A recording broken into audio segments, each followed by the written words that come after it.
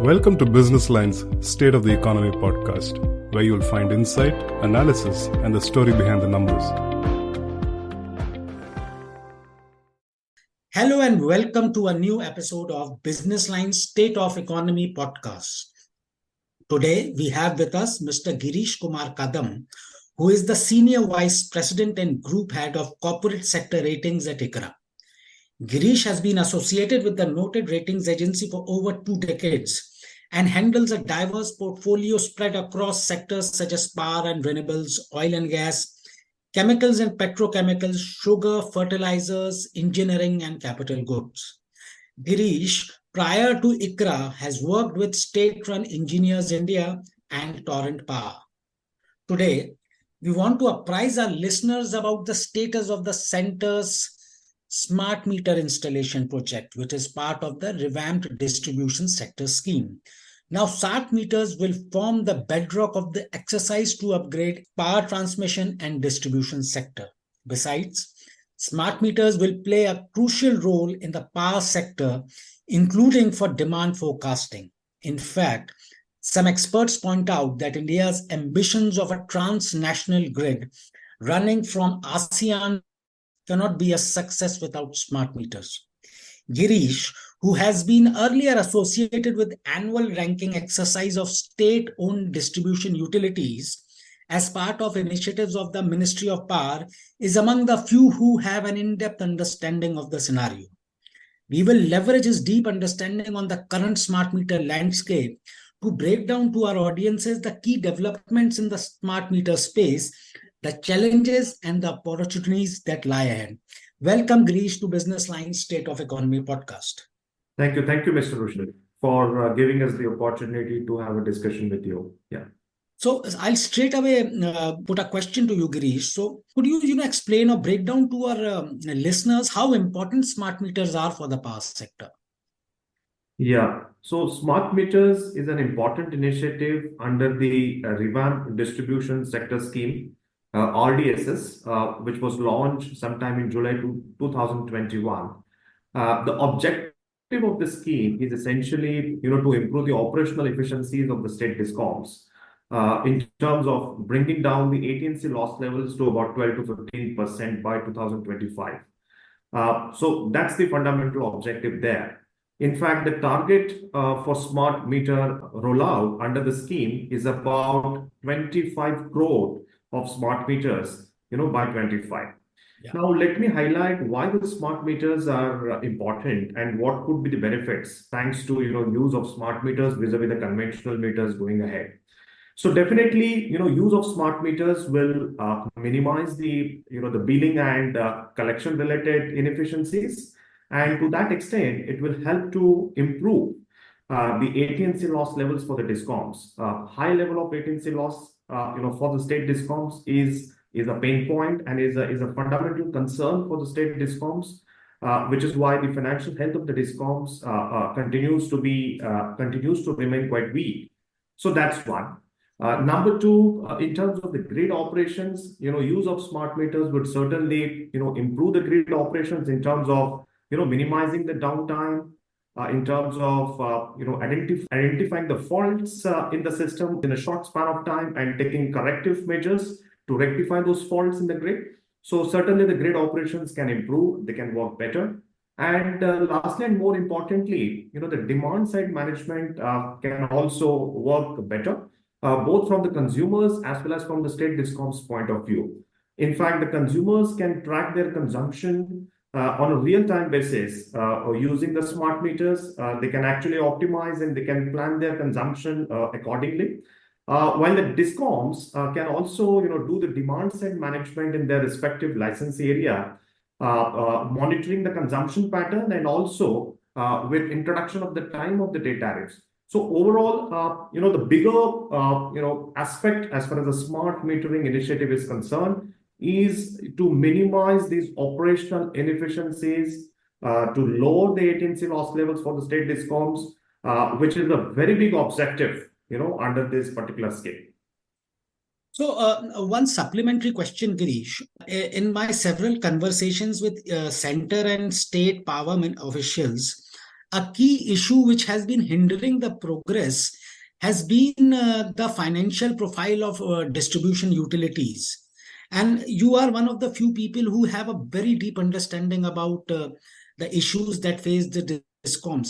Could you break down for our users that the financial profile of discoms and how it impacts smart meters? Okay, so the financial position of the distribution utilities has been weak because of fundamental issues in terms of inadequate tariffs. Second, the high level of operational inefficiencies in terms of high level of aggregate technical and commercial loss levels vis-a-vis the regulatory targets. And third, the inadequate subsidy support coming from the respective state governments. And on top of that, the operational cost overheads for most of the discoms is also higher vis-a-vis the allowed levels in the respective tariff orders. So these are fundamental issues which continue to impact, the financial health of the state discoms across the states, across the majority of the states. Use of smart meter is essentially going to bring down the technical and the commercial loss levels, particularly for the discoms, and that will minimize, the AT&C loss levels and improve the cash collections. So the improvement in the cash collections, will bring down the loss levels and, certainly will improve the liquidity profile and the financial position, for the discoms. If you look at the AT&C loss level for the state-owned distribution segment at all India level currently is still about 21%, around 20-21%. While we have seen some, gradual reduction in these loss levels over a period, but this is the all India average, and these numbers actually vary widely across the states. I mean, you will still find the AT&C loss levels below 15% in some states, while as 30 to 35% or beyond in some of these states in northern and central part of India. So the variation is pretty large. And on top of that, these loss levels are higher than the regulatory benchmarks in the respective tariff orders. So if you do the calculations, I mean, based on our estimates, for 1% reduction in the AT&C loss level at on an all India average basis, the improvement or the reduction in the book loss levels for the state discoms on an all India basis is to the extent of 5,000 odd crore. So there is a direct impact in terms of reduction in the loss level, book loss levels, and improvement in the cash collections. So this will in a way benefit the discoms more in a sustainable manner. So the fact that the smart metering rollout plan has been recently launched, and in our view, it is expected to pick up quite significantly over the next 2 to 3 years. It's unlikely that the target date of 2025 is going to be met with 25 crore of smart meters, and the fact that the installation progress is still in low single digits. But it is quite apparent that the pace of the installation is likely to pick up quite significantly over the next 2 to 3 years, and we would see a favorable progress on smart metering rollout across the states. Of course, there are certain challenges which we will discuss in the subsequent discussion forum. Yeah. So I had a supplementary question on discom viability, but that now comes later in the debate. That's great that you brought up about the installation of smart meters. So what is the current status right now? If you could bring our readers on, our listeners on par to what is the current status of smart meters? Sure. So the target capacity for the smart meter rollout is about 250 million smart meters. Against 250 million smart meters, around 220 million smart meters capacity has been sanctioned by the central government. Yeah. Now, out of 220 million smart meters sanctioned capacity, almost 40% of this capacity has been already awarded. Close to 98 million smart meter capacity has been already awarded through bidding route to various third party meter service infrastructure service providers, and this has happened very recently in number of states over the last 1 year. So at the same time, the installation progress is pretty low. I mean, in fact, the installed smart meter quantum is about closer to about 8 million smart meters. So in terms of percentage progress, the installation progress is about 3 to 4%. So that's a very low number. In fact, this number actually varies across the states. In fact, if you look at the progress across the states, only few states show relatively better performance in terms of the project award. States like UP, Maharashtra, Gujarat, Bihar, Assam have shown relatively better, progress in terms of the project awards as of now. But by and large, in many of the states, especially in the southern states, the project award progress is not up to the mark. It's quite unsatisfactory. So in that context, what is really required is the proactive approach from the state governments in terms of getting those project sanctions and overall push, the proactive push from the state governments to ensure that these the projects are getting installed in their respective licensee area. So that is something which is really required. But overall, the installation progress is still slow in many states, barring few. So, Girish, what are the what are the issues that we are facing while installing smart meters?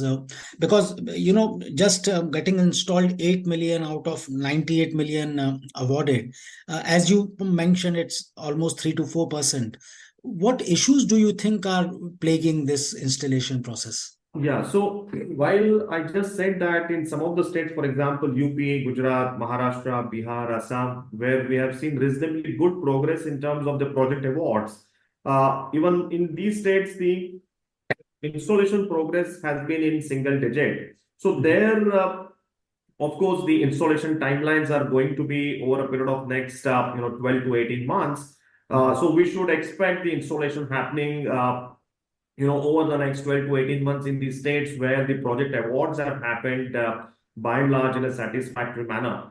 But even in these states, what is really required is the timeliness from the DISCOM side to allow the access to the customer premises for the selected third party meter service providers, because that is also equally important from the DISCOM's standpoint. That is one. And number two, the consumer awareness programs, in the respective licensee areas by the DISCOMs can also be explored so that people are aware of, the overall benefits, coming from the use of the smart meters. So there would be some kind of requirement of proactive push, sort of a timely coordination from the DISCOMs to get things done, on the ground, which will also be required. So the same thing which will be applicable in those states where we are still not seeing good progress in terms of sanctions and post sanctions, the support for the implementation which is required for these third party service providers. So on an overall basis, on the ground implementation support, some proactive coordination from the DISCOMs would also be required going forward. Girish, I have a slightly more contextual question for you. In our discussions, business lines discussions with various state and central officials, I was discussing with you before, a lot of officials have pointed out that states have legacy billing systems. Now, integrating these smart meters and the advanced metering infrastructure software with this billing systems is creating issues. Now, herein comes the problem that lies there, that as you have also pointed out, that the financial profile of DISCOMs is stretched, and which is also impeding the upgradation of legacy meters. And this is a very chicken and an egg story, which thing happens first, or because this impacts the installation process. How do you think we can get out of this? Do you think there is a solution which can be made, or we would have to take hard decisions to, get out of this situation? So that is why, Rishi, the whole premise of these RDSAs is sort of a classical PPP model, where the DISCOMs are not required to put any upfront capex, And this meter infrastructure project rollout is happening through the boot principal places. I mean, the design, finance, build, own, operate, and transfer. Okay, so that is the supply contract which is being rolled out for award of these smart meter project capacity by the discoms to the selected bidders.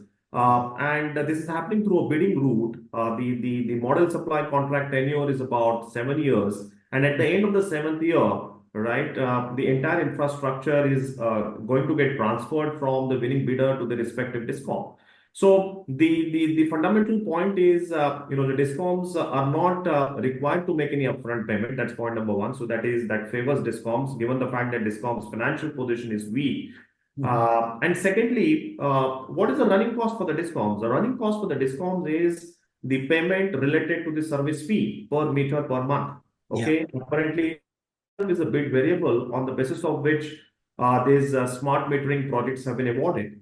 Now, given this background, it becomes very imperative for the discoms, to also ensure that there is a net, minimum saving possible. So there has to be a net positive after making a payout of the service fee, the respective, third-party service provider. And that will only be possible provided there is a certain minimum consumption pattern which is there in the licensee area. That's point number one. And number two, there has to be some kind of a reasonable loss reduction which is required from the baseline number to a certain number. Okay. So in fact, we have done some estimates, from that viability perspective for the discounts.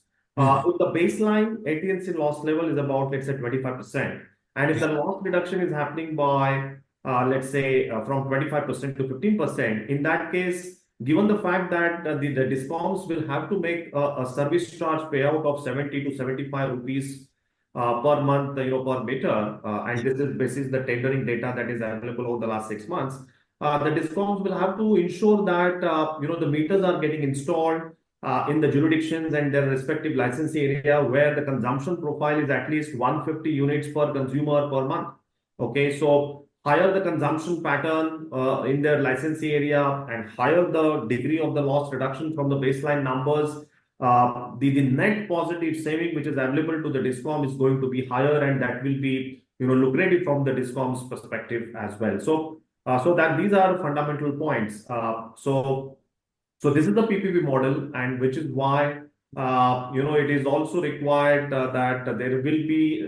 It is also expected that there should be some kind of proactive support in implementation from the discoms to ensure that these meters are getting installed. I'll quickly wrap it up, but two last questions. One is a supplementary question, Girish. You have considerable experience of understanding of the financial profile of discoms. Now, from the perspective of a discom, Girish, how are discoms looking at it? Because from our understanding, when it began when the government has started conceiving RDSS and they had held talks with the discoms and state, there was some hesitancy in coming ahead because earlier they thought that this might lead to loss of more. They would have to put in money, but that finally the government provided a subsidy support and that is gone. But how are discoms looking at this situation? If you could help us understand this from their side as well, if it is possible. This particular smart metering rollout should definitely work for the discoms which are having high operational inefficiencies, quite high level of AT&C loss levels. The whole underlying premise is to improve this operational efficiency benchmark, right? Yes. So, so smart metering will give, if it is implemented in a timely manner, with a proactive implementation support from the discoms, should benefit quite favorably and give positive benefits to the discoms which are struggling with high AT&C loss levels. So that is something which is given, and this is clearly visible from the estimates that we have. So higher the loss reduction and higher the consumption profile, better is the the net benefits. The discoms are also benefiting the fact that this is a PPP model. There is no upfront capex which is involved. at the end of the tenure of the supply contract with the discoms, the entire infrastructure is going to get transferred to the discom. So this is another favorable provision. So discom should view positively wherever the latency loss levels are on higher side. Right. One last question, and that's a quintessential question we asked during the budget times. However, this is a vote and account, but nevertheless, this whatever comes in the vote account, which also gives a hint at what lies ahead in the future. What are your expectations, Girish, for the RDSS? There are a lot of sources say we'll see a more revised form coming up for next fiscal onwards. What are your expectations? So RDSS has been a very, it's a very key policy reform measure which was rolled out 2.5 years before by the government of India, and it entails a quite significant capex outlay of almost 3 lakh crore, and almost half of it pertains to the capex for smart metering. Almost 1.3 to 1.5 lakh crore for 25 crore of smart meters to be rolled out in the country over the next 2 years. In fact, by FY25, as per the original target date. So this is a quite a considerable capex outlay, and looking at that, there is a grant provision in the policy, which is about 15% for the normal category states and 22.5% for the special category states.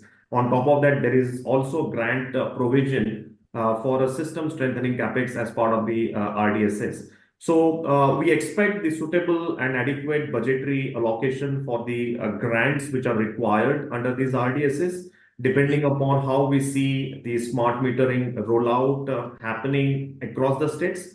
Because the grant will have to be disbursed, from the budgetary allocation to the respective, state nodal agency or a state discom, as and when the smart metering projects become go live.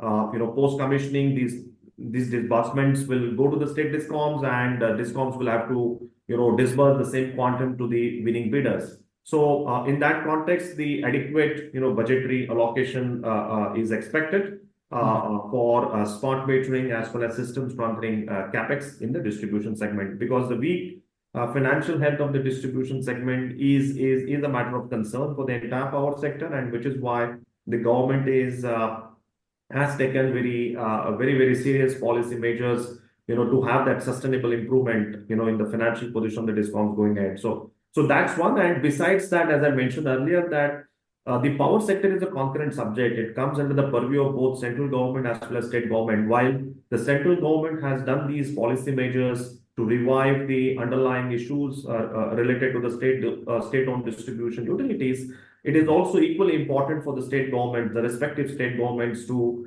have that to ensure that kind of implementation support, for ensuring these measures get implemented in the respective states related to the smart metering as well. That's really a very apt, explanation about what to expect ahead. Before we end, though you have taken up this issue of meter installations, Girish, the recent ICRA report, which came out recently on smart meters, very expensively deals with installation and other issues, and you expect installations to pick up. Could you give us more insight on why this positive sentiment? Because up till now we have not seen it, installations going up as we expected earlier.